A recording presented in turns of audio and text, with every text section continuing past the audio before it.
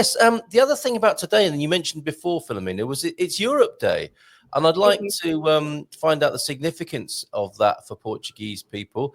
And the other big bit of news that came in last night, we have a new Pope as well, of course, which will be very meaningful. Yeah, well, I got to know that when I was having dinner yesterday with my Turkish group. I didn't know because I'm a bit, I'm not following anything while I'm working with the Turkish. And so, but actually, as usual, in the restaurant, there was a TV. And so I got to know that we have a new Pope now.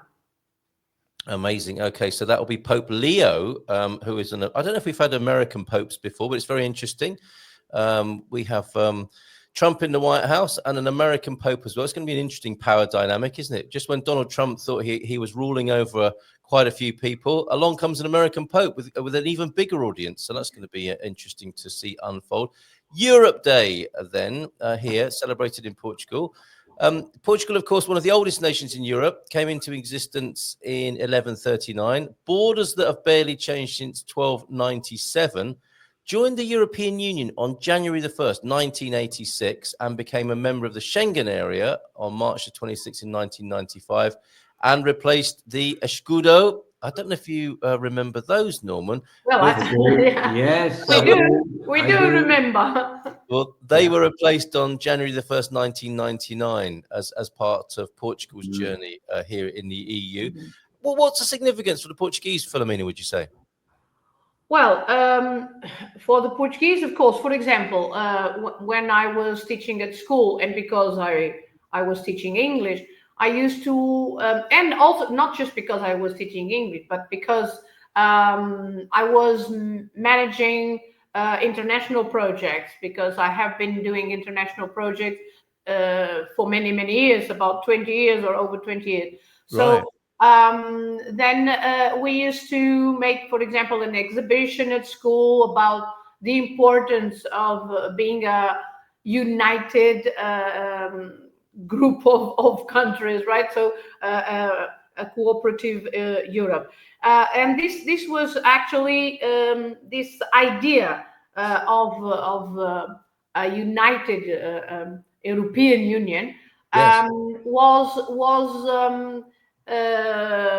the first idea was from a French minister, Robert Schuman, in 1950. In 1950, that's when he thought that it would be a good idea if the countries would join together, and together you are always stronger together. Okay? Right. Yeah, absolutely. And of course, in Brussels, in Strasbourg, there are lots of official activities to celebrate the 9th of May, Europe Day. And so here in Portugal, as I said, it's basically in schools that sometimes we do some exhibitions. We teach the students what the Europe Day is about. And unfortunately, now we have a war also going on in Europe. But of course, Europe Day is also a day to celebrate peace and cooperation between the countries. You're absolutely right. And the Schuman Declaration, 1950, so 75-year anniversary celebrated today of that. In part, the declaration was to make war between historic rivals France and Germany not merely unthinkable, but materially impossible. Wasn't that a fantastic and noble aim at that time? It wasn't at that time. Can I just back one thing up here, if I may? Filomena said, we are strong. I've always believed in the old saying, united we stand, divided we fall. Yes. I love the European community as it is, because there's one thing about it. We're all working in the same direction. Yes. And we don't have to be the same. We don't have to do what Joe Smith does down the road or whatever. Yeah. But hey, if we're working together as a team, I think it'll be around for a long time to come. That's a great reminder and point there, Norman, is because I think people do get their knickers in a twist about that, don't they? That it's like a homogenization of culture. But you make a wonderful point about it's about the direction we're facing, isn't it? And what vision and mission we have collectively. And at the same time, you can honor diversity within that. Yeah, yeah. Exactly. I mean, I'll add a little bit more if I may. Of course, I'd love you to. Love you to. It's when you're talking about the diversity, okay, I'm English, you're Portuguese, fine. It's different. But we can come together just by talking and being together. Yes. I mean, I don't think you will ever meet them and join up together. That's never going to happen. But hey, the closer you get, the nearer, hey, you speak to somebody, they speak back. Yes. What more do you want? I mean, nothing more. A bon dia, a bow-tie. That's a good start, isn't it? It's like, what do we share? What can we connect on? We don't have to be the same for peace. I know we're all different. Every country in the world is different from their neighbors. But hey, come together and we talk. And even when I participate in international projects we always introduce, let's say, our country to the others. When I used to take my students with me to, Bulgaria, Romania, Turkey, or all over Europe, and we used to bring or take lots of things from Portugal, namely traditional customs, for example. We have learned how to dance folk dancing. It was terrible, but we had to learn some folk dancing to present there.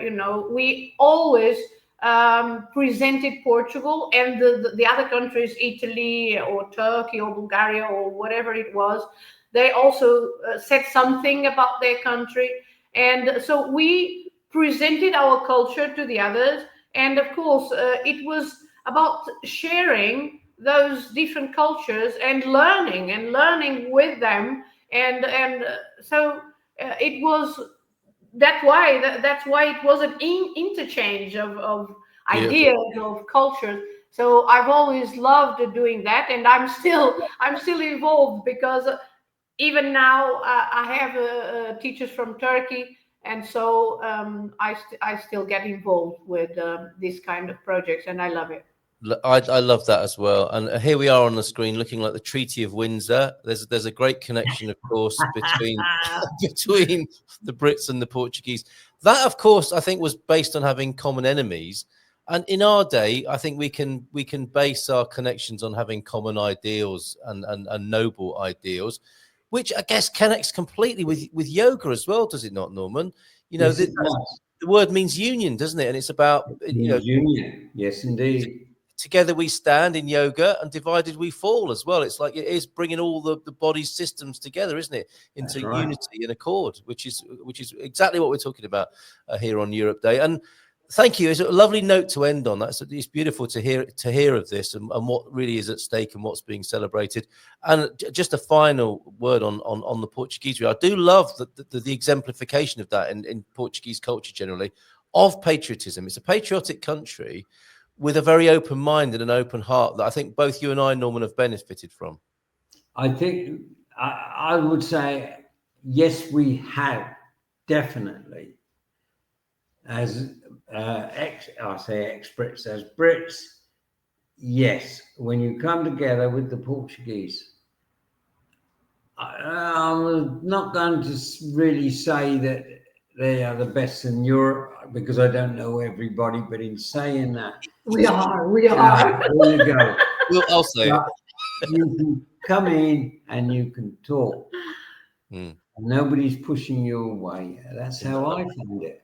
That's how it should be. Reason why I've been here for 20 years. Absolutely. Yeah, there must be some great reasons. That's one of them. 20 years here celebrating that wonderful culture that you've become a part of. Norman, thank you so much. Lovely to have met you. Filomena, thank you for bringing Norman this morning. Thank you very much. You're welcome. Carl. All right. Have a great weekend. Bon fin semana, as we say, right?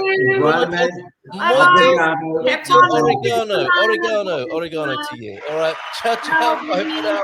Bon fin semana. Portugal, there's a YouTube show full of fun facts you need